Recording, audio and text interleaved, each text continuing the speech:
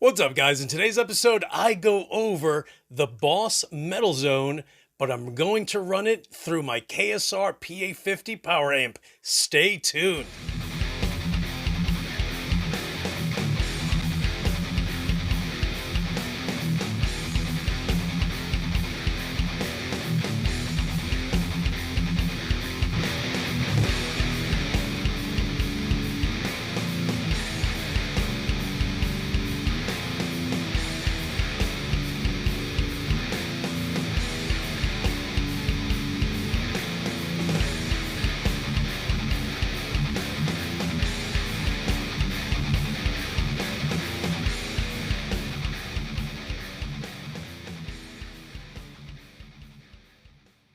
What is up, you guys? It's your boy Louie Torres, and welcome to the channel. And of course, I'm going to be running the Boss Metal Zone just because everyone has either owned it, currently own it, and no one ever uses it. And a bunch of different YouTubers have actually gone ahead and made reviews, demos with it. And clearly we've actually been using this pedal for about 30 years the wrong way. So instead of taking the Metal Zone and running it through the front of your amp, there's two ways and better ways that you are going to utilize this pedal correctly. And one way is running it through your effects loop of whatever amp you're currently using. And what you want to do is on the right side of the pedal, which is the input, plug your guitar right in there like you normally would. The output, you're going to run that into the return of your amp, and that is it. You're going to bypass everything. You're going to bypass the entire preamp. You're not going to be able to use the EQ settings on your amplifier, and that's exactly what you want. You literally want guitar to pedal out to basically the power amp section and then out through the speakers. That way you get to hear exactly what it sounds like, and you're not getting that color, any coloration through running it through the effects loop. And now it actually is running certain parts of the preamp, which you can do, but that's not what this is about.